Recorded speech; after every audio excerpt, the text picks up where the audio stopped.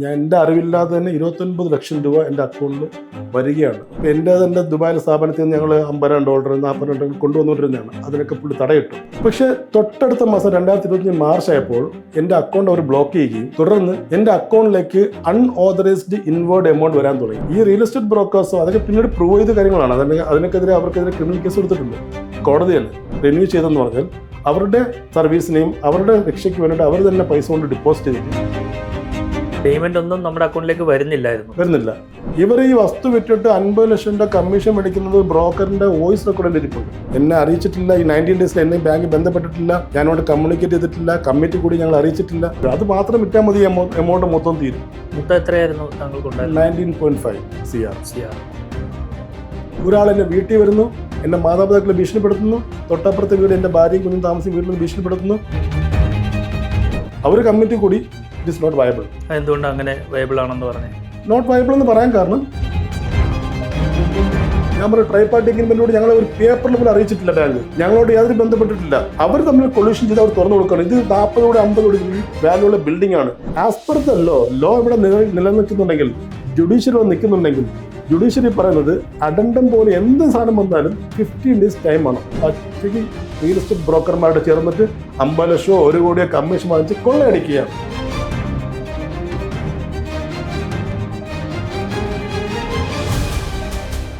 നമസ്കാരം. ഇന്ന് മറന്നവണ്ണൊപ്പം ഒരു ബാങ്കിൻ്റെ ചതിയിൽപ്പെട്ട കൊല്ലത്തെ വ്യവസായിയാണ് ചേരുന്നത്. അൻവർ ബഷീർ എന്നാണ് പേര്. അദ്ദേഹത്തിന് എന്താണ് സംഭവിച്ചത്? നമസ്കാരം. എന്താണ് താങ്കൾ ഒരു ബാങ്കിൻ്റെ ചതിയിൽപ്പെട്ടു എന്നാണ് എന്നോട് പറഞ്ഞത്? എന്തായിരുന്നു ഈ സംഭവം? ഞാൻ ഒരു ബിസിനസ്സുകാരനാണ്. കഴിഞ്ഞ 27-28 വർഷമായിട്ട് യാതൊരു തന്നെ ബാങ്ക് ലോൺ ഇല്ലാതെയാണ് ബിസിനസ് മുന്നോട്ട് കൊണ്ടുപോയിക്കൊണ്ടിരുന്നത്. ഒരു 2020 ആയപ്പോഴത്തേക്കും ബിസിനസ്സിൻ്റെ ഉയർച്ച കാരണം കുറേ പൈസകളുടെ ആവശ്യം വന്നപ്പോൾ ബാങ്കുമായിട്ട് ബന്ധപ്പെട്ടു. അങ്ങനെ ബാങ്ക് ലോൺ എടുത്തു, ചെറിയ തുക. പിന്നീട് അങ്ങോട്ട് ബിസിനസ്സിൻ്റെ ഗ്രോത്ത് ഏകദേശം 50 കോടിയോളം ടേൺ ഓവർ അങ്ങനെ ഗ്രോത്ത് വന്നപ്പോഴത്തേക്കും അതിൻ്റേതായ രീതിയിലുള്ള സാമ്പത്തികത്തിൻ്റെ ആവശ്യം വന്നപ്പോൾ ബാങ്കിനെ അപ്രോച്ച് ചെയ്യുകയും ബാങ്ക് ഇങ്ങോട്ട് അപ്രോച്ച് ചെയ്യുകയും ടേൺ ഓവർ അനുസരിച്ചിട്ട് നമുക്ക് പൈസ തരികയും ചെയ്യുകയുണ്ടായി. ഏത് ബാങ്കാണ്? അന്ന് എനിക്ക് തമിഴ്നാട് മെർക്കൻറ്റൈൽ ബാങ്കായിരുന്നു. 26 വർഷം ഒരൊറ്റ ബാങ്ക്, ഒരൊറ്റ കറണ്ട് അക്കൗണ്ട്, വളരെ കറക്റ്റായിട്ട് പോവുമായിരുന്നു. സാധാരണ നമ്മൾ അറിവിൽ ബിസിനസ്സുകാർക്ക് പല അക്കൗണ്ട് ഉണ്ടാവും. ഞാൻ അങ്ങനെ ചെയ്യില്ല. ഒറ്റ കറണ്ട് അക്കൗണ്ട്, 26 വർഷം, ഒരൊറ്റ ബ്രാൻഡ്, ഒറ്റ ബിസിനസ്. അപ്പം 2020 ഒരു EMI പോലും ഞാൻ എടുക്കുന്നത് ബാങ്ക് ലോണുമായിട്ട്.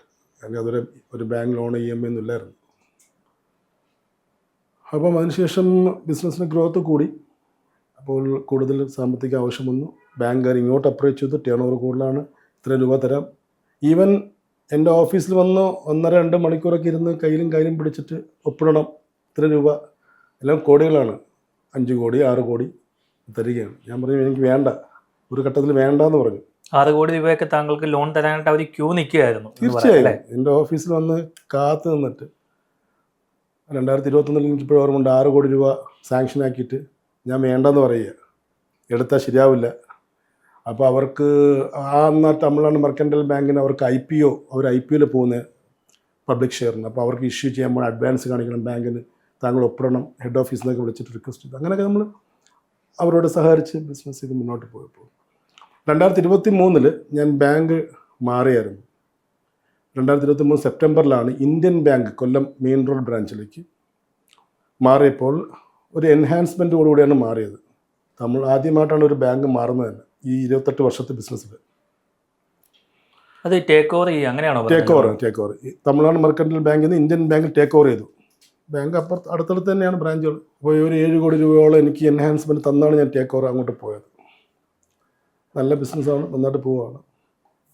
2024 ആയപ്പോഴത്തേക്കും പല കാരണങ്ങൾ കാരണം ഞങ്ങളുടെ ടേൺ ഓവർ കുറഞ്ഞു. 45-46 കോടി എന്നുള്ളത് 29 കോടിയിലേക്ക് കുറഞ്ഞു. എവിടെയൊക്കെയായിരുന്നു ബിസിനസ്? നാട്ടിലും വിദേശത്തും ഉണ്ട്, ദുബായിലും ഉണ്ട്. എന്തായിരുന്നു? ഡ്രൈ ഫ്രൂട്ട്സ് ആണ് മെയിനായിട്ട്. നമ്മൾ എല്ലാ ഡ്രൈ ഫ്രൂട്ട്സും ചെയ്യും, എക്സ്പോർട്ടും. ഈവൻ ചോക്ലേറ്റ്സ് ഇമ്പോർട്ട് ചെയ്യായിരുന്നു. ഇവിടെ തന്നെ 10,000-2,500 കടകളിൽ കേരളത്തിൽ ഡയറക്റ്റ് സപ്ലൈ ചെയ്യും, പല എയർപോർട്ടുകളിൽ സപ്ലൈ ചെയ്യും. ഞങ്ങളുടെ മെയിൻ ട്രാവൽ റീറ്റെയിൽ ബിസിനസ്സായിരുന്നു. 2 പതിറ്റാണ്ടിൽ കൂടുതലായി ട്രാവൽ റീറ്റെയിൽ നല്ല മോണോപ്പൊളി ചെയ്യുന്നു. നമ്മുടെ കസ്റ്റമേഴ്സ് നമ്മൾ കാർ ഒരു ഫ്രീ കൊടുത്തിട്ടുണ്ട്, ആ രീതിയിലാണ് ചെയ്യുന്നത്. അപ്പോൾ 2024 സെപ്റ്റംബർ ഒക്ടോബറൊക്കെ ആയപ്പോഴത്തേക്ക് സെയിൽസ് ഡൗൺ ആയപ്പോഴത്തേക്കും എക്സ്പോർട്ടിലും കുറച്ച് ഡൗൺ ആയപ്പോഴത്തേക്കും ടേൺ ഓവർ കുറഞ്ഞു. അപ്പം ബാങ്കിൻ്റെ ഭാഗത്തുനിന്ന് പ്രഷറുണ്ട്, ഞങ്ങൾ ഇത്രയും രൂപ തന്നിട്ടുണ്ട് നിങ്ങൾ. അപ്പോൾ എനിക്ക് ഈ ഇൻവേർഡ് റെമിറ്റൻസ് ഉണ്ട്, ഡോളർ 130 കോടിയുടെ ആ സമയങ്ങളിൽ നമ്മൾ കൊണ്ടുവരുമായിരുന്നു ഡോളർ ഇൻവേർഡ് $13 മില്യൺ. അപ്പം ഈ ഡോളർ തമിഴ്നാട് മെർക്കന്റൈൽ ബാങ്കിൽ ഞങ്ങൾ ചെയ്യുമ്പോഴത്തേക്കും ഞങ്ങൾ ഒരു ബില്ല് $1,00,000 ആണെങ്കിൽ ചിലപ്പോൾ $50,000 $70,000 അങ്ങനെ കൊണ്ടുവരും. ഇന്ത്യൻ ബാങ്കിൻ്റെ ഫോറക്സിൽ ഒരു മാനേജറുണ്ട്, അദ്ദേഹം വളരെ അദ്ദേഹത്തെ പറ്റി പലരും ഒരുപാട് പേര് നമ്മുടെ നാട്ടിൽ തന്നെ കൊല്ലത്ത് തന്നെ കംപ്ലൈൻറ്റ് പറയുന്നുണ്ട്. അവരുടെ എല്ലാം ബിസിനസ്സിനെ ബാധിച്ച് ഈ മനുഷ്യൻ്റെ ഇദ്ദേഹത്തിൻ്റെ ഈ അനാവശ്യമായ ഫോറക്സിലുണ്ടായ ഇടപെടലാണ്. ഇപ്പോൾ എൻ്റെ ദുബായിലെ സ്ഥാപനത്തിൽ നിന്ന് ഞങ്ങൾ $50,000 $40,000 കൊണ്ടുവന്നുകൊണ്ടിരുന്നതാണ്. അതിനൊക്കെ പുള്ളി തടയിട്ടു. കൊണ്ടുവരാൻ പറ്റില്ല, പാർട്ട് പേയ്മെൻറ്റ് കൊണ്ടുവരാൻ പറ്റില്ല, $1 ബില്യൺ ഇൻവോയ്സ് ഒറ്റയായിട്ട് കൊണ്ടുവരണം. ഇത് ഞങ്ങളുടെ ഇൻവേർഡിനെ ഭയങ്കരമായിട്ട് ബാധിച്ചു, അത് ടേൺ ഓവറിനെ ബാധിച്ചു. അത് പല പ്രാവശ്യം ഞങ്ങൾ റിട്ടേൺ ആയിട്ടും എല്ലാം കംപ്ലയിൻറ്റ് കൊടുത്തിട്ട് ആരും അതിനെ പരിഹരിച്ചില്ല, മുന്നോട്ട് പോയി. 2024 നവംബർ ഡിസംബർ ആയപ്പോഴത്തേക്ക് ഈ സെയിൽസ് നല്ല ഡൗൺ ആയി.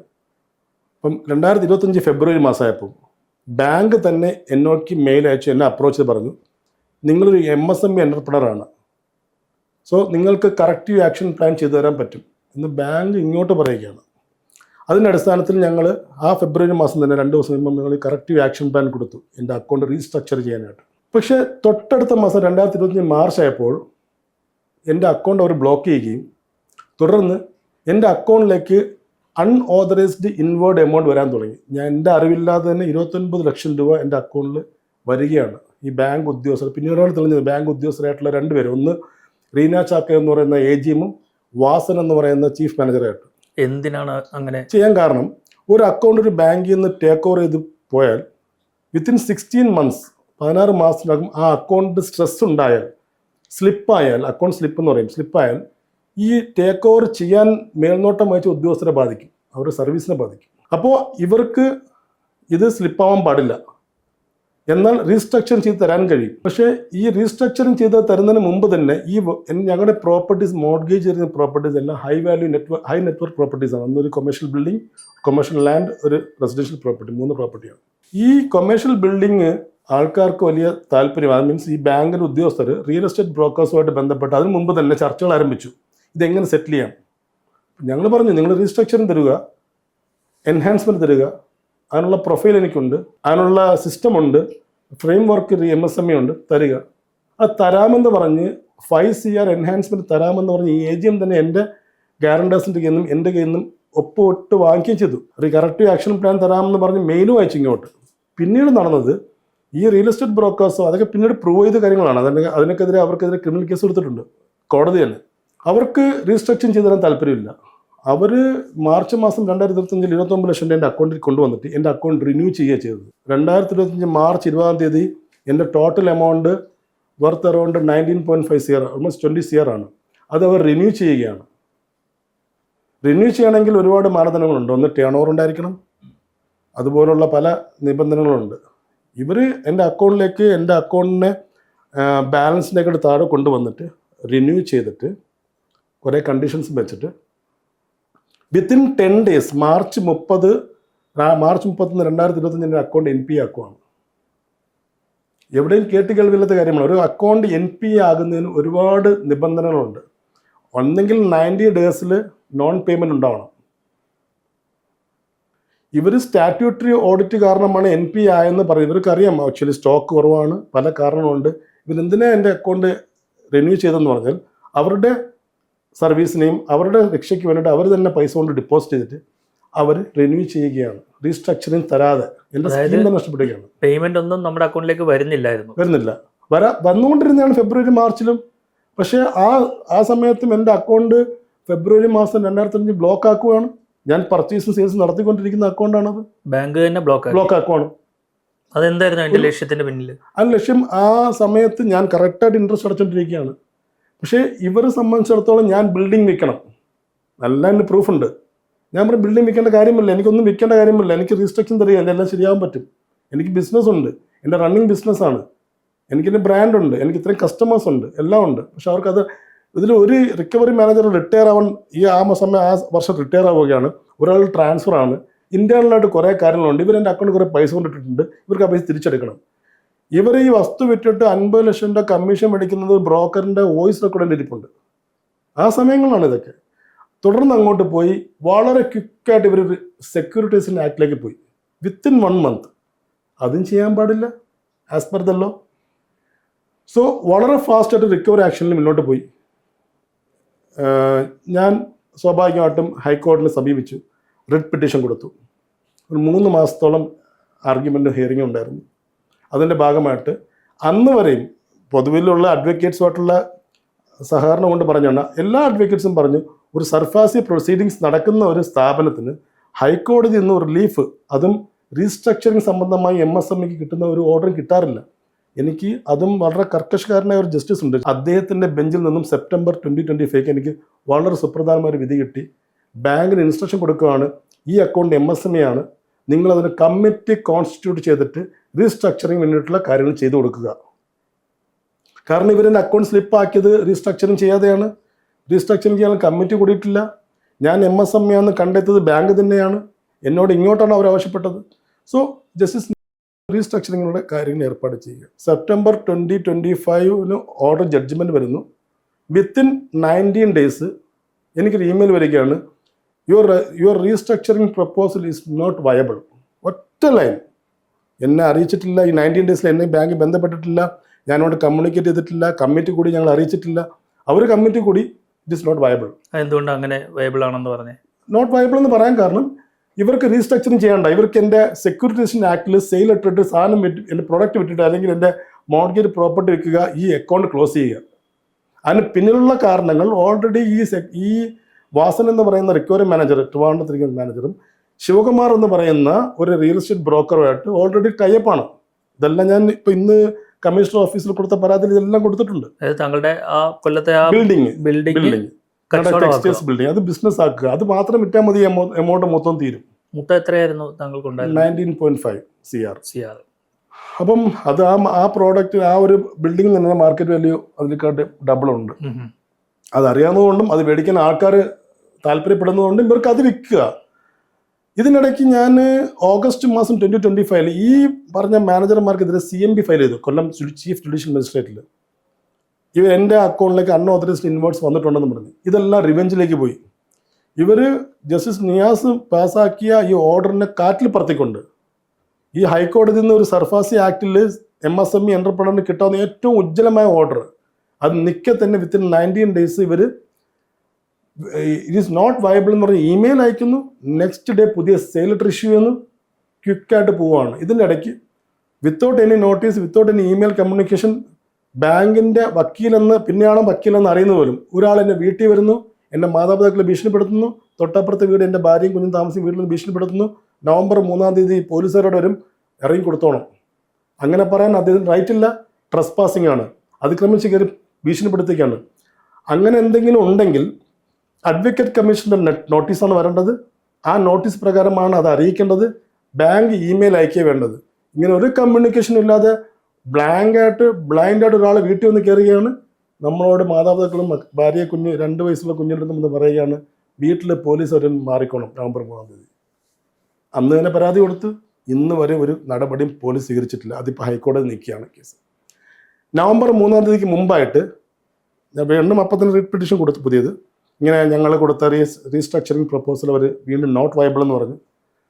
So writ petition November 3 sale notice അല്ലെങ്കിൽ അഡ്വക്കേറ്റ് കമ്മീഷണറിൻ്റെ പൊസിഷൻ എടുക്കുന്ന ദിവസം 4 ദിവസം മുമ്പ് ഹൈക്കോടതിയിൽ നിന്ന് വീണ്ടും സുപ്രധാനമായ ഓർഡർ ജസ്റ്റിസ് അദ്ദേഹം ബാങ്കിൻ്റെ ഇവിടുത്തെ ഹൈക്കോടതിയിലെ കൗൺസിൽ മിസ്റ്റർ ബിനോയ് വാസുദേവനെ അക്ഷരാർത്ഥത്തിൽ നിശബ്ദനാക്കി, മിണ്ടിപ്പോരെന്ന് പറഞ്ഞു. ഞാൻ അവിടെ ലൈവായിട്ട് കേൾക്കുന്ന ഒരാളാണ്. നിങ്ങൾക്ക് MSME എന്താണെന്ന് അറിയാമോ?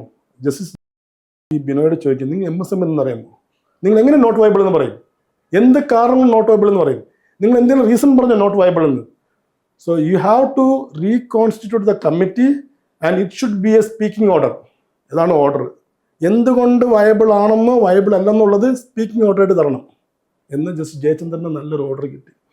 അത് മാസങ്ങൾ കൊണ്ടുപോയി അവർ. നവംബർ മാസം കഴിഞ്ഞു, ഡിസംബർ മാസം കമ്മിറ്റി കൂടി.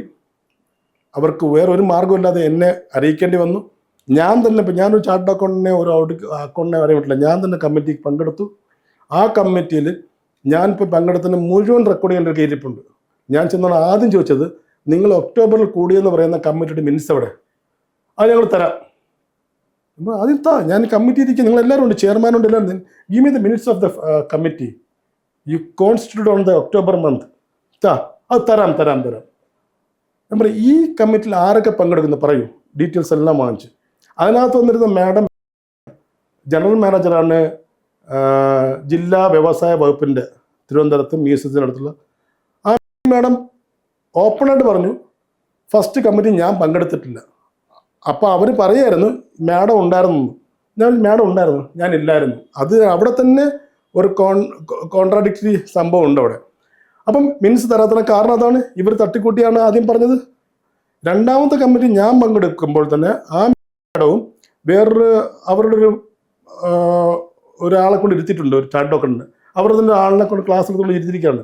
ഒരു MSMEയുടെ കമ്മിറ്റി കൊടുക്കുമ്പോൾ ഒരു ഫ്രെയിം വർക്ക് ഉണ്ട്, ഇന്ന ആൾക്കാർ പങ്കെടുക്കണം എന്നുള്ളത്. ആ കമ്മിറ്റിയിൽ അത് പാലിച്ചിട്ടില്ല. ഞാൻ അവിടെ ഓപ്പണായിട്ട് പറഞ്ഞു. പിന്നെ അവിടെ വന്ന് പങ്കെടുത്തതിൻ്റെ പേരിൽ എന്നോട് കുറേ ചോദ്യങ്ങൾ ഇവർ ചോദിച്ചു. ഞാൻ മറുപടി പറഞ്ഞു. ഞങ്ങളൊരു റെപ്രസെൻറ്റേഷൻ കൊടുത്തിട്ടുണ്ട്, അന്ന് ഞാൻ കൊണ്ടുപോയായിരുന്നു. ആ പ്രസൻറ്റേഷൻ കൊടുത്തിട്ടുണ്ടായിരുന്നു, എല്ലാവരും ഒപ്പിട്ട് വാങ്ങിച്ചിട്ടുണ്ട്. ആ കമ്മിറ്റിയുടെ മിനിറ്റ്സും തന്നിട്ടില്ല ഇതുവരെ. As per the MSME framework റൂൾസിൽ കമ്മിറ്റി കൂടിയാൽ അതിൻ്റെ മിനിറ്റ്സ് നമുക്ക് തരണമെന്ന നിയമമുണ്ട്. എന്നിട്ട് വീണ്ടും ഒരു ജാനുവരിയിൽ പുതിയ സെയിൽ ലെറ്റർ ഇഷ്യൂ ചെയ്തു ഈ വർഷം. അത് ഞങ്ങൾ കൊണ്ടുപോയി കോടതിയിൽ കൊടുത്തു. അതിന് പല കാരണങ്ങളുണ്ട്, സ്റ്റേയിൽ മുന്നോട്ട് പോവുകയായിരുന്നു. ജസ്റ്റിസ് ബസന്ത് ബാലാജി, ജസ്റ്റിസ് മനു, ഇവരെല്ലാം ഇതിനെല്ലാം അനുകൂലമായിട്ടാണ് കണ്ടത്. കാരണം MSME ആണ്, റീസ്ട്രക്ചറിങ് ആണ്. മാർച്ച് മാസം 16-ാം തീയതി ജസ്റ്റിസ് ബെഞ്ച് അന്ന് അവൈലബിൾ അല്ല. വളരെ യാദൃശ്ചികമായി എൻ്റെ ഈ ഫയൽ അന്ന് ജസ്റ്റിസ് PV ബാലകൃഷ്ണൻ എന്ന് പറഞ്ഞ ജഡ്ജിൻ്റെ മുന്നിൽ വന്നു. അദ്ദേഹം ഒന്നും നോക്കുക പോലും ചെയ്തില്ല. ഇതിനകത്ത് എല്ലാ കാര്യങ്ങളും ഞങ്ങൾ പറഞ്ഞത് ഇത് സ്പീക്കിംഗ് ഓർഡർ അല്ലെന്ന് പറഞ്ഞാണ് ഞങ്ങൾ ഡിഫെൻഡ് ചെയ്തുകൊണ്ടിരിക്കുന്നത്. It is A speaking order എന്ന് പറഞ്ഞ് ഈ ജസ്റ്റിസ് ഒറ്റ സിറ്റിയിൽ ഇത് ഡിസ്മിസ് ചെയ്തു മാർച്ച് 16-ാം തീയതി 2025. അതിന് തുടർന്ന് ഇങ്ങോട്ടുണ്ടായത് നമുക്കൊന്നും മനസ്സിലാകാൻ പറ്റാത്ത, ഈ നാട്ടിൽ ജുഡീഷ്യറി നിലനിൽക്കുന്നുണ്ടോ എന്ന് നമുക്ക് തോന്നിപ്പോകുന്ന രീതിയിലുള്ള സംഭവ വികാസങ്ങൾ നടന്നത്. ഏപ്രിൽ മാസം 10-ാം തീയതി ഞങ്ങൾ അപ്പീൽ കൊടുത്തിരുന്ന അപ്പീൽ ജസ്റ്റിസ് ദേവൻ രാമചന്ദ്രൻ സാറിൻ്റെ ബെഞ്ചിൽ വന്നു. അപ്പോൾ അതിനിടയ്ക്ക് വീണ്ടും സെയിൽ ലെറ്റർ ഇട്ടിരുന്നു. അഡ്വക്കേറ്റ് കമ്മീഷൻ ലെറ്റർ വന്നിരുന്നു. 13-ാം തീയതി ഏപ്രിൽ മാസം പൊസിഷൻ എടുക്കുമെന്ന് പറഞ്ഞിട്ട്. അപ്പം 10-ാം തീയതി തൊട്ട് മുമ്പുള്ള ഇവിടുത്തെ വെക്കേഷൻ ബെഞ്ചിൻ്റെ വെക്കേഷൻ ആവുന്നതിന് തൊട്ട് ലാസ്റ്റ് ബെഞ്ചായിരുന്നു അത്. 10-ാം തീയതി ഏപ്രിൽ 10-ാം തീയതി അന്ന് ജസ്റ്റിസ് ദേവൻ രാമചന്ദ്രൻ സാർ ഞങ്ങളുടെ വക്കീലിനോട് പറഞ്ഞു, നിങ്ങൾക്ക് പൈസ അടയ്ക്കാൻ പറ്റുമെന്ന് ചോദിച്ചു. ഈ പ്രശ്നത്തിൻ്റെ പേരിൽ റീസ്ട്രക്ചറിങ് ആണല്ലോ, ഞങ്ങൾക്ക് റീസ്ട്രക്ചറിങ് ആണ് ഞങ്ങൾ ഡിഫെൻഡ് ചെയ്തിട്ടുള്ളത്. പക്ഷേ ബാങ്കിന് വക്കീൽ വന്ന് അവിടെ വന്നിട്ട് പറഞ്ഞു പൈസ അടച്ചിട്ടില്ല എന്നൊക്കെ പറഞ്ഞു. അപ്പോൾ അന്ന് ഒരു ഇൻസ്ട്രക്ഷൻ എടുക്കാൻ വേണ്ടി ഞങ്ങളുടെ വക്കീലിനോട് പറഞ്ഞു, നിങ്ങൾ ഇൻസ്ട്രക്ഷൻ എടുക്കുക, എന്താണ് പറയാനുള്ളത്. എന്നിട്ട് പോസ്റ്റ് ഓൺ 17/4 എന്ന് പറഞ്ഞാൽ അടുത്തൊട്ട് വെള്ളിയാഴ്ച പോസ്റ്റ് ചെയ്ത് കേസ്. ഇതിനിടയ്ക്കാണ് ഈ പറഞ്ഞ അഡ്വക്കേറ്റ് കമ്മീഷണർ വരുന്ന ദിവസം 13-ാം തീയതി. അന്ന് മുതൽ വെക്കേഷൻ കോടതിയാണ്, കോടതിയില്ല. ശനിയാഴ്ച ദിവസം ഞാൻ എൻ്റെ വക്കീലെല്ലാം കൂടെ അഡ്വക്കേറ്റ് കമ്മീഷണറെ ബന്ധപ്പെട്ട് പറഞ്ഞു, നിങ്ങളുടെ ഇൻസ്ട്രക്ഷൻ വെച്ചിരിക്കുകയാണ്, ഡിവിഷൻ ബെഞ്ചിലാണ് കേസ് ഇരിക്കുന്നത്, നിങ്ങൾ അഡ്വക്കേറ്റ് കമ്മീഷണറാണ്, നിങ്ങൾ അറിയിക്കുകയാണ്. So it is post on 17th next വെള്ളിയാഴ്ചയാണ്, അതുവരെ കോടതിയില്ല, വെക്കേഷനാണ്. സോ നിങ്ങൾ ഇത്തരം കാര്യങ്ങൾ നടപടി എടുക്കരുത്. അവർ പറഞ്ഞു എനിക്ക് പറ്റില്ല, എനിക്ക് ഓർഡറില്ല. തുടർന്ന് ഇങ്ങോട്ട് നമ്മൾ പറയുന്ന ഒരുപാട് മിനിറ്റ്സ് പറയാനുണ്ട്. ഇപ്പോൾ ഈ വിഷയത്തിൽ നമ്മൾ അത്രയും വിശദീകരണത്തിൽ പോകുന്നില്ല. ചുരുക്കി പറഞ്ഞാൽ 13-ാം തീയതി വരെ അഡ്വക്കേറ്റ് കമ്മീഷണറും ഈ പറയപ്പെട്ട ശിവകുമാർ എന്ന് പറഞ്ഞ റിയൽ എസ്റ്റേറ്റ് ബ്രോക്കറും ബാങ്കിൻ്റെതല്ലാത്ത വക്കീലായ നഹാസ്, ഈ നഹാസ് എന്ന് പറഞ്ഞൊരു ഗുണ്ടയാണ് ആക്ച്വലി, വക്കീലല്ല അദ്ദേഹം. അത് ബാങ്കിൻ്റെ വക്കീൽ പോലും അല്ല, ബാങ്കിൻ്റെ പാനലിലുള്ള ഇല്ലാത്ത വക്കീൽ. അതിൻ്റെ കാരണം ഞാൻ പിന്നീട് പറഞ്ഞുതരാം. അപ്പം ഈ വക്കീലന്മാരെല്ലാം കൂടെ ചേർന്നിട്ട് 10 മണിക്ക് 13-ാം തീയതി രാവിലെ വരുമെന്നാണ് നോട്ടീസുള്ളത്. 8:45 ഞങ്ങൾ ആദ്യം ബിൽഡിങ്ങിൽ പോയി. ഈ സാധാരണ നമ്മൾ റോഡിൽ കിടന്ന ആംബുലൻസ് ഉണ്ടല്ലോ, അങ്ങനത്തെ ആംബുലൻസ് അല്ല, ഡബിൾ ഡെക്കർ ആംബുലൻസ് അല്ല, ഒരു വലിയ ആംബുലൻസ്. ഷോ ഓഫാണ് മൊത്തം പോലീസുകാരെ കൊണ്ടുവന്നിരിക്കുന്നത്. ഈ പോലീസുകാരെ ഈസ്റ്റ് പോലീസ് സ്റ്റേഷനിൽ കൊണ്ടുവരാനായിട്ട് CJM അനുവാദം മേടിക്കണം. അനുവാദം വാങ്ങിച്ചിട്ടില്ല. അടുത്ത പരാതി ഇതാണ്, നമ്മളിത് എല്ലാം കൊടുത്തിട്ടുണ്ട്. CJM പോലീസുകാരെ കമ്മീഷണർ, അഡ്വക്കേറ്റ് കമ്മീഷണർ ഒരു സ്ഥലത്ത് കൊണ്ടുപോകണമെങ്കിൽ പ്രയറായിട്ട് CJM അനുവാദം മേടിക്കണം. ഇവർ അനുവാദം മേടിക്കാതെ ESTP എല്ലാം സ്വാധീനമാണ്, കാശ് കൊടുത്ത് കൊണ്ടുവന്നിരിക്കുകയാണ് 4 പോലീസുകാരെ, ഒരു SA ഉൾപ്പെടെ. കുറേ ആളുകളെ കൂട്ടിയിട്ട് ഷോ കാണിച്ചിട്ട് രാവിലെ വന്നിട്ട് ഈ ഞങ്ങളുടെ ഈ ടെക്സ്റ്റൈൽസ് ബിൽഡിംഗ് പൂട്ടി വരും. പിന്നെ നേരെ എൻ്റെ മാതാപിതാക്കൾ താമസിക്കുന്ന വീടൊന്ന് പൂട്ടി വരിക. അവിടെ അന്ന് അവരില്ല, അവരൊരു ഫംഗ്ഷന് പോയിരിക്കുകയായിരുന്നു. എനിക്ക് വേറൊരു പ്രോപ്പർട്ടി ഉണ്ട്, കമ്മീഷനുണ്ട്, ഇത് വന്ന് അവിടെ ഒന്നുമില്ല, ലാൻഡാണ്, കൂട്ടിട്ട് പോയി. ഈ സ്ഥലങ്ങളിലെല്ലാം ബാങ്കിൻ്റെ ഓതറൈസ്ഡ് ഓഫീസറും അഡ്വക്കേറ്റ് കമ്മീഷണറും ലീഗലായിട്ടുള്ള ആൾക്കാരുമാണ് സാധാരണ വരുന്നതും വരേണ്ടതും. ഈ ശിവകുമാർ എന്ന് പറഞ്ഞ ബ്രോക്കറിന് എന്താ അവിടെ? ഈ ബ്രോക്കർ 4 മണിക്കൂർ എന്നെ വീട്ടിനകത്ത് നിൽക്കുക അന്നത്തെ ദിവസം, 4 മണിക്കൂർ. ഞാൻ പരാതി ഈസ്റ്റ് പോലീസ് സ്റ്റേഷനിൽ കൊടുത്ത് അന്വേഷിച്ചിട്ടില്ല, എൻ്റെ അടുത്ത് മൊഴി പോലും എടുത്തിട്ടില്ല. ആ കേസ് തള്ളുകയാണ് ചെയ്ത്, കേസ് ക്ലോസ്ഡ്. ഞാൻ കമ്മീഷണറിൽ നിന്ന് പരാതി കൊടുത്തിട്ടുണ്ട്. എന്തടിസ്ഥാനത്തിൽ കേസ് ക്ലോസ് ചെയ്യുന്നത്? നമ്മൾ വീട്ടിൽ വന്ന് പൈസ ഇല്ല, സ്വർണം കാണുന്നില്ല, കാശ് കാണുന്നില്ല, അതിന് നമ്മൾ പരാതി കൊടുത്തിരിക്കും. ഈ അഡ്വക്കേറ്റ് കമ്മീഷണർ ഉൾപ്പെടെ നമ്മൾ പരാതി കൊടുത്തിരിക്കുകയാണ് അവരെ വെച്ചുകൊണ്ട്. ഈസ്റ്റ് പോലീസ് സ്റ്റേഷനിൽ നിന്ന് ഒരു പ്രാവശ്യം പോലും മൊഴിയെടുക്കാൻ വിളിച്ചിട്ട് പോലുമില്ല. ഈ ശിവകുമാർ എൻ്റെ വീട്ടിലുള്ള എന്താണ് സ്ഥാനം? ബാങ്കിൻ്റെ ഉദ്യോഗസ്ഥനാണ് ഉള്ളിൽ പോകേണ്ടതും. അതും വീട്ടിലെ ആൾക്കാരില്ലാത്തപ്പോൾ ഒന്ന് കയറിയത് രണ്ടാമത്തെ വിഷയം, അത് പിന്നെ നമുക്ക് ചർച്ച ചെയ്യാം. അവിടെ വീട്ടിനകത്ത് പൊസിഷൻ എടുക്കാൻ വരുമ്പോൾ ഓതറൈസ്ഡ് ഓഫീസറും അതുമായിട്ട് ലീഗലായിട്ടുള്ള ആൾക്കാർ വരുമ്പോൾ, ലീഗലായിട്ട് ആൾക്കാർ വരിക, അഡ്വക്കേറ്റ് കമ്മീഷണർ വരാം. റിയൽ എസ്റ്റേറ്റ് ബ്രോക്കർ ശിവകുമാറിന് എന്താ സ്ഥാനം? വീട്ടിനകത്ത് ഉള്ളിൽ പോയി 2-3 മണിക്കൂർ ഈ മാനേജറോട് നിൽക്കുകയാണ്. എന്നിട്ട് എൻ്റെ സ്റ്റാഫുകളെ വഴക്കുറഞ്ഞ് ഓടിക്കുക. ഇത്തരം ഈ ഞങ്ങളുടെ ബിൽഡിങ്ങിലെല്ലാം ഇയാളുടെ സാന്നിധ്യം ഒരുപാട്, എൻ്റെ വീഡിയോ റെക്കോർഡിംഗ് ദിവസമുണ്ട്. തുടർന്ന് അങ്ങോട്ട് നമ്മൾ ഈ വിഷയമായിട്ട് ബന്ധപ്പെട്ട് വീണ്ടും ഹൈക്കോടതി വരികയും റിട്ട് അപ്പീലും റിവ്യൂ പെറ്റീഷൻസും ഒക്കെ ആയിട്ട് ഇപ്പോഴും പെൻഡിങ് ആണ്. ഇതിനിടയ്ക്ക് ഇവർ ഈ ബാങ്കിൻ്റെ ആൾക്കാർക്കെതിരെ, ബാങ്കിൻ്റെ ആൾക്കാരും ഞങ്ങളുടെ ബിൽഡിംഗ് ഇരുന്ന വാടകക്കാരുമായിട്ട് ഒരു കൊല്യൂഷൻ ഉണ്ടായത്. കൊല്യൂഷൻ അവർ നമ്മൾ കൂടി ചേർന്നുകൊണ്ട് പല രീതിയിലുള്ള ഗൂഢാലോചന ഉണ്ടാക്കിയിട്ട് ഈ പറഞ്ഞ ഗുണ്ടയായിട്ടുള്ള നഹാസ് എന്ന് പറഞ്ഞ വക്കീലും ശിവകുമാർ എന്ന അയാൾ എല്ലാ സ്ഥലത്തും CJM പോലെ ആൾ വരും. ഈ CJM കോടതി പോലും ഞങ്ങൾ കേസ് നടത്തുമ്പോൾ അവിടെയും വരികയാണ്. അപ്പം ഇതിനെല്ലാം നമുക്ക്, അതുപോലെ CJM ഒരു മീഡിയേഷൻ വിട്ടായിരുന്നു. മീഡിയേഷൻ റൂമിൽ ശിവകുമാർ ഉണ്ട് അവിടെ. ഇപ്പം ഇവരെല്ലാം കൂടെ ചേർന്നിട്ട് ഗൂഢാലോചന ഉണ്ടാക്കിയിട്ട് കളക്ടറിൻ്റെ ചേംബറിലുള്ള ലേബർ ഓഫീസറിനെ ചെന്ന് കണ്ടിട്ട് അതുമായിട്ട് ബന്ധപ്പെട്ട് ഒരു ലോ ഓഫീസറുണ്ട് അവിടുത്തെ കളക്ടറേറ്റിൽ, അയാളുമായിട്ട് ഗൂഢാലോചന പങ്കെടുത്ത ആളാണ്, അതൊക്കെ തെളിവിൻ്റെ അടുത്തുണ്ട്. ഗൂഢാലോചന പങ്കെടുത്തുകൊണ്ട് കളക്ടറിൻ്റെ പേര് വെച്ചുകൊണ്ട് ഇവരൊരു MOU ഉണ്ടാക്കി. കഴിഞ്ഞ 6 മാസത്തെ വാടക ഞങ്ങൾക്ക് തരാൻ കുടിശ്ശിക ഉണ്ടെന്നും ആ കുടിശ്ശിക ബാങ്കിൽ അടച്ചിട്ട് ഈ കട തുറന്നു കൊടുക്കാമെന്നുള്ള ധാരണയിൽ MOU ഉണ്ടാക്കി. ഞങ്ങൾക്ക് വാടക തരാനില്ല. ഓൾറെഡി തന്നതിൻ്റെ മുഴുവൻ പ്രൂഫും ചെക്കും ബാങ്ക് സ്റ്റേറ്റ്മെൻറ്റ്സും വൗച്ചേഴ്സും ഞങ്ങളുടെ തിരിപ്പുണ്ട്. ഞങ്ങളത് കോടതി ഹാജരാക്കി. അതിനൊന്നും ഒരു നിയമസാധ്യതയും വരുന്നില്ല, ജഡ്ജിക്കൊന്നും ചെയ്യാൻ പറ്റുന്നില്ല, കാരണം എല്ലാം കൊല്യൂഷനാണ്. അങ്ങനെ ഒരു നിയമത്തിനെയും ഒരു രീതിയിലും വിലയില്ലാത്ത രീതിയിൽ ഈ മാസം 16-ാം തീയതി ബാങ്ക് ഉദ്യോഗസ്ഥരും വാടകക്കാരും ഈ പറഞ്ഞ ഗുണ്ടയായിട്ടുള്ള നഹാസ് എന്ന് പറഞ്ഞ വക്കീലും റിയൽ എസ്റ്റേറ്റ് ബ്രോക്കറാണ്, അവനാണ് ഫ്രണ്ട് ഇതിക്ക് തുറക്കാനായിട്ട്, അവ ശിവകുമാറും എല്ലാം ചേർന്ന് 16-ാം തീയതി വൈകുന്നേരം 4 മണിക്കൊന്ന് 5 മണിക്കൊന്ന് കട തുറക്കുവാണ്. ഈ വാടകക്കാരെ ഈ മാസം 11-ാം തീയതി ഞങ്ങൾ എവിക്ഷൻ നോട്ടീസ് അയച്ചിട്ടുണ്ടായിരുന്നു. ഈ മാസം 11-ാം തീയതി ഞങ്ങൾ ടെർമിനേഷൻ നോട്ടീസ് അയച്ചിട്ടുണ്ട്. ഞങ്ങളുടെ വാടകക്കാരല്ലെന്നും ഈ കാര്യങ്ങളെല്ലാം ബാങ്കിന് ഞങ്ങൾ രേഖാമൂലം അറിയിച്ചിട്ടുണ്ട്. ബാങ്കിൻ്റെ നോഡൽ ഓഫീസർ ഉൾപ്പെടെ ചെയർമാൻ എന്ന MDക്ക് ഉൾപ്പെടെ ഞങ്ങൾ അയച്ചിട്ടുണ്ട്. FGMO എല്ലാ ഓഫീസുകളും പറഞ്ഞ് ഞങ്ങൾക്ക് ഇന്ന് ടെനൻ്റ് ഇല്ല, we have terminated dum, we have evicted dum എന്ന് പറഞ്ഞ് എല്ലാ നോട്ടീസും കൊടുത്തതിന് ശേഷം 16-ാം തീയതി ഇവർ ഞങ്ങളുടെ വാടകക്കാരാണ്, ഞങ്ങളുടെ വാടക കരാറിൻ്റെ പേരിലാണെന്നും പറഞ്ഞാണ് എഴുതി വെച്ചിരിക്കുന്നത്. ഞങ്ങളുമായിട്ടുള്ള വാടക കരാറിൻ്റെ പേരിൽ ഈ വാടകക്കാരെ ഞങ്ങൾ MOയുടെ അടിസ്ഥാനത്തിൽ ഇവിടെ കട തുറന്ന് കൊടുക്കാൻ അനുവാദം കൊടുക്കുകയാണ്. അതുമാത്രമല്ല, എന്തിൻ്റെ പേരിലാണ്? കഴിഞ്ഞ 6 മാസത്തെ വാടക കുടിശ്ശിക എന്ന് പറയുന്നത്. കുടിശ്ശികയില്ല. ഇപ്പോൾ ഈ 16-ാം തീയതി കട തുറന്നില്ലെന്ന് വൈകുന്നേരം ഈസ്റ്റ് പോലീസ് സ്റ്റേഷന് പരാതി കൊടുത്ത് അന്ന് പോലീസുകാരും മൊത്തം അവിടെ ഒരു 5-6 പേര് പോലീസുകാർ വന്ന് ജീപ്പോട്ട് വന്നു അന്വേഷിച്ചപ്പോൾ അവരുടെ വക്കീൽ പ്രമോദ് പ്രസന്നൻ ഇറങ്ങി വന്ന് പറയാം. ആളെ ഷാളെ കണിച്ച് ഭയങ്കര അവിടെ വലിയ ആഘോഷമായിരുന്നു അന്ന്, പടക്കമൊക്കെ പൊട്ടിച്ചിട്ട്. അന്ന് ഈ പ്രമോദ് പ്രസന്നൻ എന്ന് പറഞ്ഞ വക്കീൽ വന്ന് പോലീസിൽ SIയുടെ പറയുകയാണ്, ഞങ്ങളിത് തുറന്നൊരു MOയുടെ അടിസ്ഥാനത്തിലാണ്. എന്താ MOയുടെ അടിസ്ഥാനം? As per the direction of district collector. ഞാൻ കളക്ടറായിട്ട് സംസാരിച്ചു, റെക്കോർഡിംഗ് ഇതിൻ്റെ തിരിപ്പുണ്ട്. അതിനെ അവർ മിസ്യൂസ് ചെയ്ത് മാഡത്തിന് മിസ്അണ്ടർസ്റ്റാൻഡ് ചെയ്തു, ഞാൻ എന്തോ അല്ല റെക്കോർഡ് ചെയ്തെന്നുള്ളത്. എല്ലാ ഫോൺസിലും ഡീഫോൾട്ട് റെക്കോർഡിംഗ് ഉണ്ട്.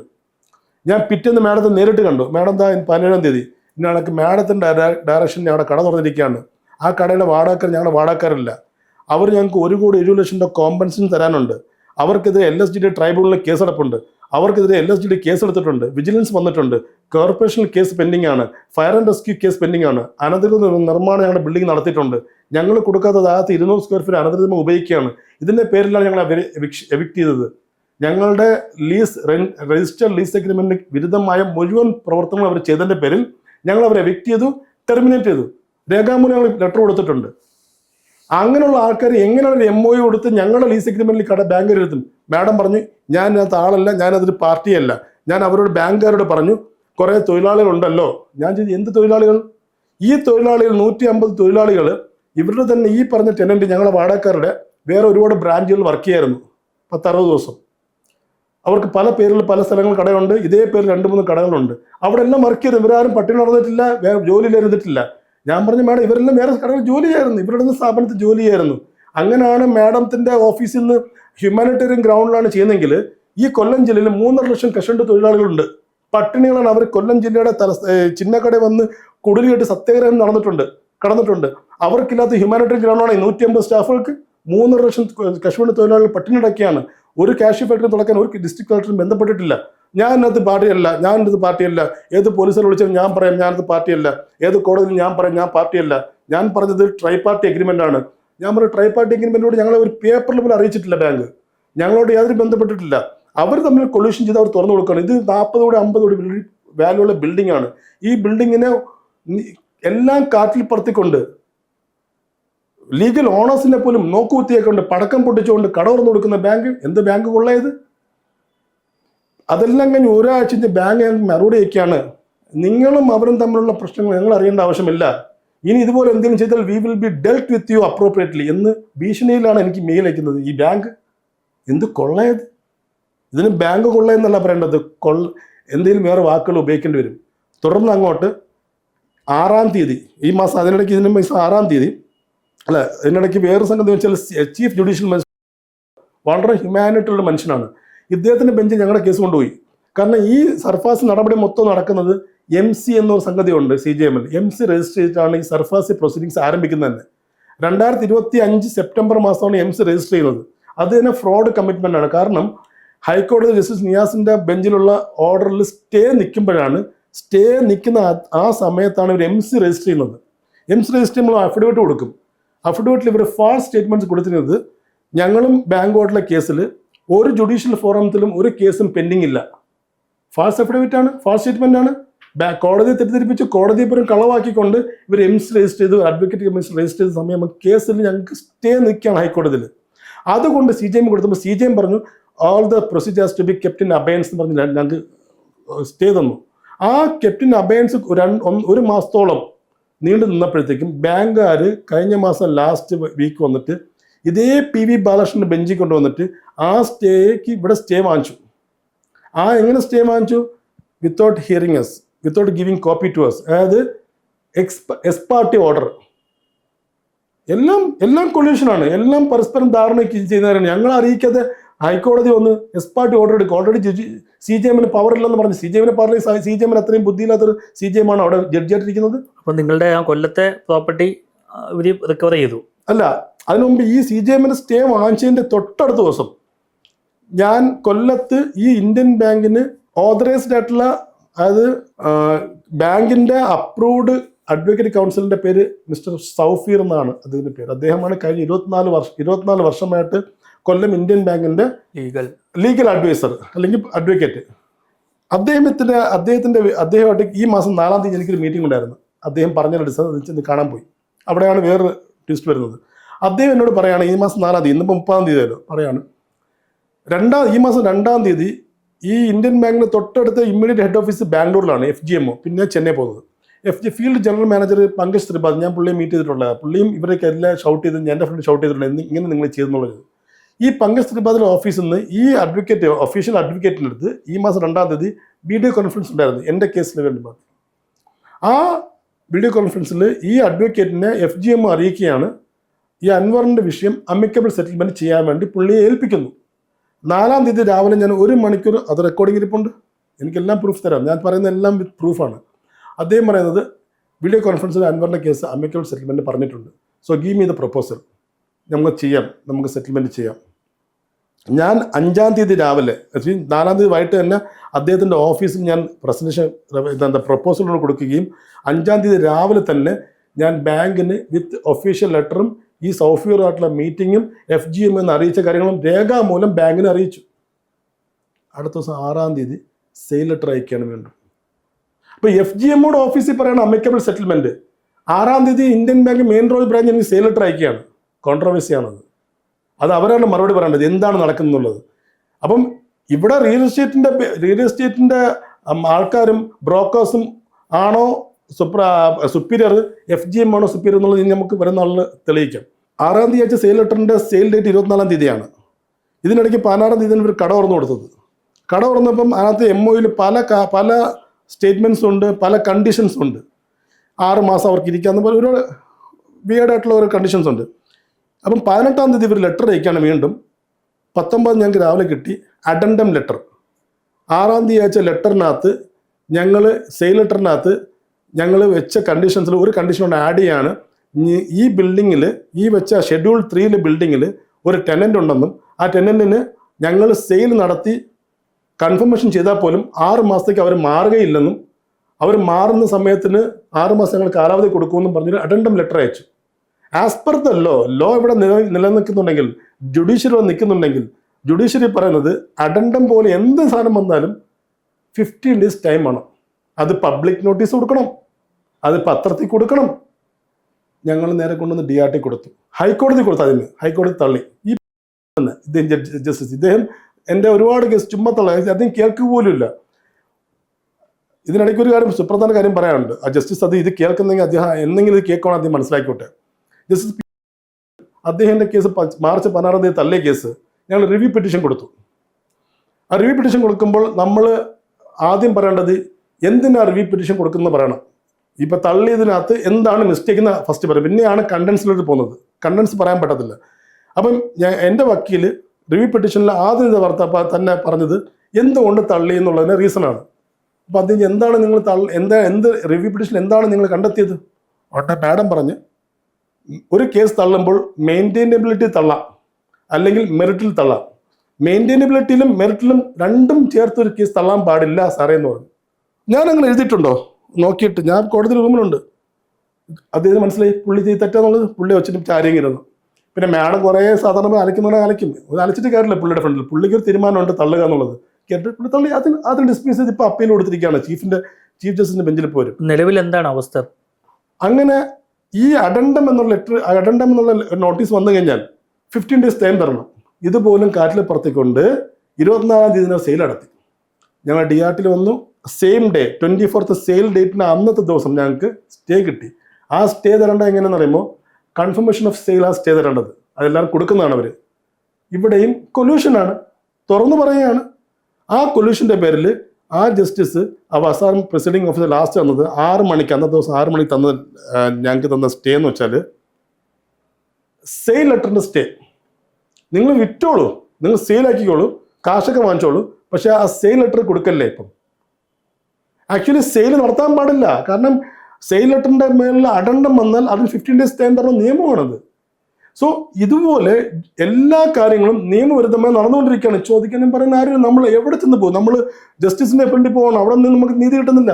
പോലീസിൽ പോകുന്നു, പോലീസ് നീതി കിട്ടുന്നില്ല. നമ്മൾ എവിടെ പോകും? അങ്ങനെയാണ് നിങ്ങളെപ്പോലുള്ള മീഡിയയുടെ ഫ്രണ്ടിൽ വന്നിരിക്കേണ്ട അവസ്ഥ വന്നിരിക്കുകയാണ്. ഇത് എവിടെല്ലാം എത്തിക്കാൻ പറ്റും എത്തിക്കുക. നമുക്ക് നീതി വേണം. എന്നിട്ട് അവസാനം എന്താ ഈ സെയിൽ സ്റ്റേ ആയോ? ഇപ്പൊ സ്റ്റേയിലാണ് 8-ാം തീയതി വരെ സെയിൽ ലെറ്റർ ഇഷ്യൂ ചെയ്യാൻ പാടുള്ള സെയിൽ നടത്തിയോ? സെയിൽ നടത്താൻ അനുവാദം കോടതി കൊടുത്തു. സെയിൽ നടത്തിക്കോ. സെയിൽ നടത്തിയിട്ട് ആ സെയിൽ നടത്തുന്നതിൻ്റെ സെയിൽ ലെറ്റർ ഉണ്ടല്ലോ, അതായത് രജിസ്ട്രേഷൻ നടത്തുന്നത്, അത് ചെയ്യാൻ പാടില്ല അടുത്ത ഹിയറിംഗ് വരെ. ഓൾറെഡി ഒരു ധാരണ വന്നാൽ എന്തും ചെയ്യാമല്ലോ. ജുഡീഷ്യറി ഇല്ല ഇവിടെ. എൻ്റെ സ്വന്തം 1.5 കൊല്ലത്തെ അനുഭവത്തിലാണ് ഇന്ത്യയിൽ ജുഡീഷ്യറി നിലനിൽക്കുന്നില്ല. അല്ലെങ്കിൽ കിട്ടുന്നതൊക്കെ വളരെ അപൂർവമായിട്ടേ ഉള്ളൂ. ജസ്റ്റിസ് ഓർഡറിനെ എല്ലാ വക്കീലും പുകഴ്ത്തി ഒരുപാട് ഫോളോ ചെയ്യുന്നുണ്ട്. എന്ത് നല്ല ഓർഡർ പുള്ളി തന്നത്. ജസ്റ്റിസ് എന്താണ് ഓർഡർ? അദ്ദേഹം നിർത്തിപ്പൊരിച്ച് ബാങ്കുകാരെ. നിങ്ങൾ എങ്ങനെ നോട്ട് വയബിൾ എന്ന് പറയും? You have to give the speaking order. ഇതുവരെ സ്പീക്കിംഗ് ഓർഡർ തന്നിട്ടില്ല. ഒരു MSME എന്റർപ്രണറിന് നിർമ്മല സീതാരാമൻ എന്ന് പറയുന്ന ഇന്ത്യയുടെ ഫിനാൻസ് മിനിസ്റ്റർ അവതരിപ്പിച്ച പുതിയ പദ്ധതിയാണ് MSME. എന്ത് നല്ല MSME, എന്ത് നല്ല പ്രോഡക്റ്റാണത്. അതിൻ്റെ ഉപഭോക്താവാണ് ഞാൻ. എനിക്ക് അതിൻ്റെ ഒരു സ്കീമും കിട്ടുന്നില്ല. ഇന്ത്യ ഗവൺമെന്റ് തരുന്ന സ്കീം തരണ്ടേ എനിക്ക്? ഗവൺമെന്റ് തരുന്ന RBI ഗൈഡ്ലൈൻസ് തരുന്ന ആ ഒരു അവകാശം എനിക്ക് തരണ്ടേ? അതിനെ കാറ്റിപ്പുറത്താണ്. പിന്നെ എന്തിനാണ് MSME? എങ്ങനെയാണ് വ്യവസായം? ഇപ്പോഴും എൻ്റെ ബിസിനസ് നടക്കുന്നുണ്ട്, റണ്ണിങ് ആണ്. ഞാൻ ബിസിനസ് മുന്നോട്ട് തന്നെ കൊണ്ടുപോയിക്കൊണ്ടിരിക്കുകയാണ്. അങ്ങനെയുള്ള ഒരാൾക്ക് ഇതാണ് അവസ്ഥയെങ്കിൽ എന്തായിരിക്കും അവസ്ഥ ആലോചിക്കുക. എൻ്റെ ബിസിനസ് ഇപ്പോൾ റണ്ണിങ് തന്നെയാണ്, നല്ല രീതിയിൽ മുന്നോട്ട് പോയിക്കൊണ്ടിരിക്കുകയാണ്, എല്ലാ സ്ഥലങ്ങളിലും സാധനം പ്രോഡക്റ്റും കിട്ടുന്നുണ്ട്. ഇത് തികച്ചും പകൽ കൊള്ളയാണ്. പകൽ കൊള്ളയെന്നല്ല, അതിനേക്കാൾ അപ്പുറത്ത് വാക്ക് പറയേണ്ടി വരും. ബാങ്ക് പച്ചയ്ക്ക് ഒരാളെ കൊള്ളയടിക്കുകയാണ്. അയാളുടെ വസ്തുക്കളെയും അയാളുടെ പുരയിടങ്ങളെയും പച്ചയ്ക്ക് റിയൽ എസ്റ്റേറ്റ് ബ്രോക്കർമാരോട് ചേർന്നിട്ട് 50 ലക്ഷമോ 1 കോടിയോ കമ്മീഷൻ വാങ്ങിച്ച് കൊള്ളയടിക്കുകയാണ്. എല്ലാ നിയമങ്ങളും കാറ്റിപ്പുറത്തേക്കാണ്. RBI ഗൈഡ്ലൈൻസ് ഒരു ശതമാനം പോലും പാലിക്കുന്നില്ല. കേന്ദ്ര ഗവൺമെന്റിന്റെ ഒരു സ്കീമും തരുന്നുമില്ല. അതിൽ നാഷണലൈസ് ബാങ്കാണ് ഇന്ത്യൻ ബാങ്ക്.